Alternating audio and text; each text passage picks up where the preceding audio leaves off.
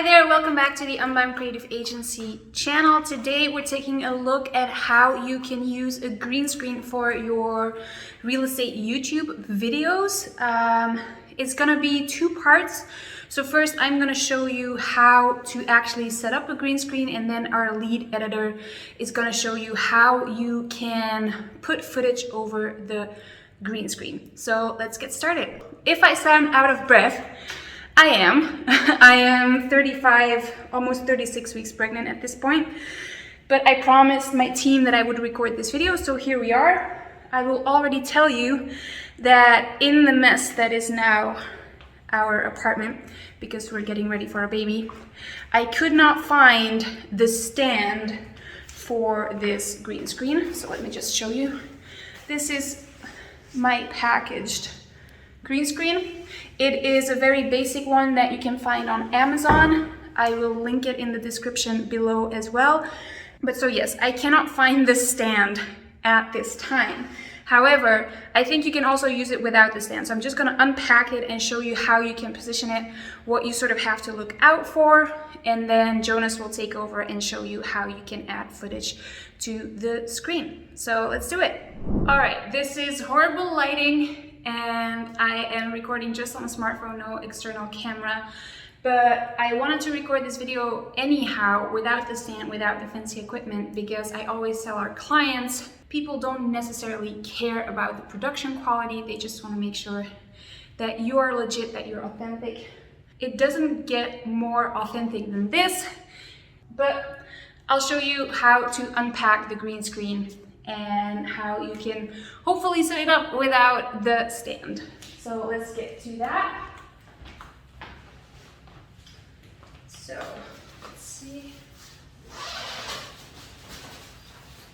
All right, and this has been in the bag for a while. This is not included. It's just that I have this and it fit perfectly in the bag as well. But this is, and it's actually a green screen and a blue screen. Depending on your your skin complexion and your hair color, you might want to use the blue one, but that's something you have to test. For now, I'm just going to show you the green one. As you can see, it is really large, and it has, let's see if you can see that, yeah. It has these hooks. And so basically the stand that it came with would hook it here, and then you could hang it. So for now, I don't have the stand, but you can see sort of like, I'll lift it up, how large it is. So this would perfectly fit behind your desk, for example, and then you could just shoot your videos in your office. For the time being, I'm just gonna put it like this here. And then hopefully this audio will do. Otherwise, the editor that's editing this will use subtitles. Anyhow, what you want to watch out for with these screens is that they aren't too wrinkled. So leave it, if it's in a bag, leave it out for about half a day to a day before you start using it. You also want to make sure that you don't have any weird shades on the screen. So if you are recording in your office and you have light coming from one side, you might have shade on the other side of your face or other side of your body on the green screen. Makes it a little bit more difficult to add in footage afterwards. So just those are the main two things to watch out for. Make sure that it isn't too wrinkled, and then also make sure that you don't have any weird shade. And then ideally what you want to do is make sure that your frame for your camera, what you're filming, covers the entire green screen. So what some of our clients do sometimes is send us footage, but in the corners of the footage, we will see the wall, and then we will have a round green screen. If you are shooting too close and we can't zoom in anymore, it will become hard for us to actually fill the entire screen with footage in the background, because you will have pieces of the wall showing or stuff like that. So no wrinkles, make sure you don't have any weird shade or lighting on the green screen, and then make sure that it covers the entirety of the screen. So I'll set it up in a way now with the camera that Jonas, our lead editor, can add footage over it so that you can get an idea of how that works as well. All right, so what I did instead of using the stand is I put the screen on 2 chairs. Now, as you can see through the screen a little bit. So I'm hoping that Jonas can use this footage and he can put some cool effects behind my head. And also, as you can see, I made sure that you don't see the edges of the green screen. So I'm just gonna sit here for a little while, about a minute or 2, so that Jonas can then use this footage to show you how you can add extra footage to your green screen.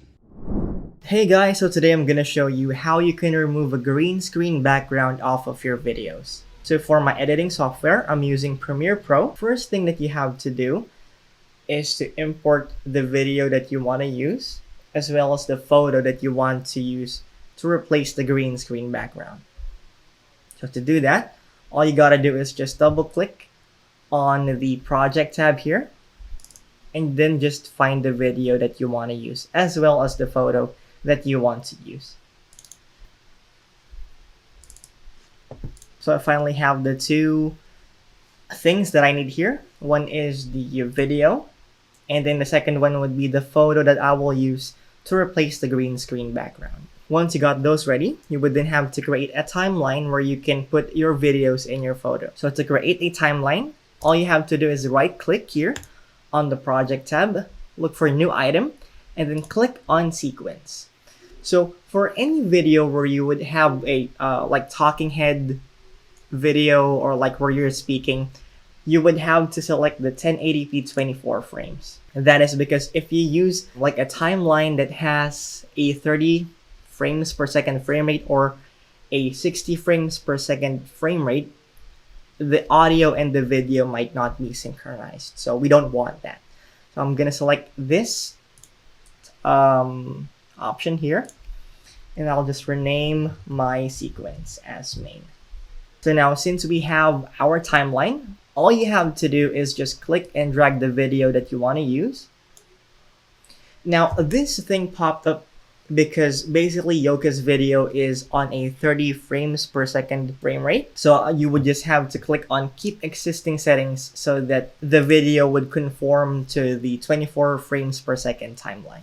Now, once you got the video on the timeline, drag it onto the second layer, and then just click and drag the photo that you want to use onto the first layer. And then extend the duration of the clip so that it covers the whole duration of the video. Now, to remove the green screen, you would have to go to your effects tab and then look for an effect that says Ultra Key. Then click and drag this Ultra Key onto your video. Now, for us to remove the green screen background, we have to also go to the Effect Controls tab. This is where you can change the values of the Ultra Key effect that you put into your video that you want to use. So what you gotta do here is you have to first click on the eyedropper tool and then select any part of the video that you want removed. In this case, since Yoka is using a green screen background, we're gonna click on the green parts of the video. Now, this one doesn't look right yet. As you can see, there are green artifacts on the right side of the video, as well as the photo in the background has like a black bar on the sides. So we're gonna get that fixed. So we're gonna first work on getting the alignment of the background image fixed. So in order for you to do that, just click on the background image and then look for an effect that says scale onto the Effect Controls tab, and then increase its value so that it covers the whole thing. Now, once we got that out of the way, all we have to do is just change a couple of values on the Ultra Key effect. Now, we're gonna go back to the Effect Controls tab, and in Ultra Key, we're gonna look for matte generation. Now the values that we're gonna change would be transparency, highlight, shadow, tolerance, and pedestal. I normally just use a highlight, shadow, pedestal to fix the green screen keying. So that's what we're gonna try today.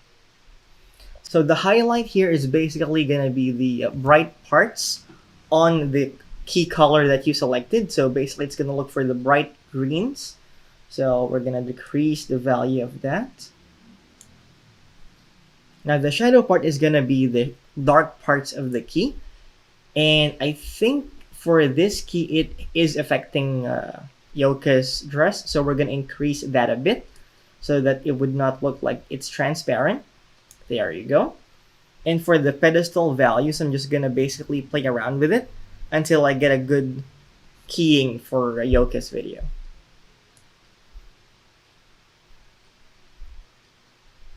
So this one looks actually good. So let me just play the video so that I can make sure that there are no artifacts or no other green stuff flying around in the video.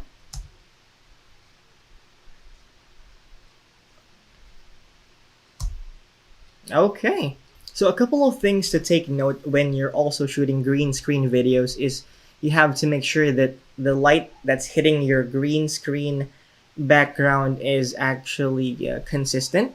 Like there are no shadows or there are no like bright parts. That's for you to get a clean key. Because if you have like a clean green screen background, most of the time it's just gonna be a single click of the eyedropper tool on the green screen background and it would then be fixed. And so that's how I replace the green screen background off of the videos. Alright guys, so let me just quickly show you what that setup looked like. It's literally just 2 chairs and a tripod and then a chair where I was sitting, and then you have the green screen. As I mentioned, like it normally comes with a tripod, but because we're setting up everything for the baby, we've moved around a lot of stuff. I couldn't find the tripod, so that's how I sort of did it for the purpose of this tutorial. If you would like our help with your YouTube channel, there's a link in the description below where you can book a call with me or the team, probably the team for the time being, as I will be going into labor soon, but they will gladly walk you through what the options are for our agency program. And then in the meantime, make sure that you check out some of these other videos over here, and see you next time.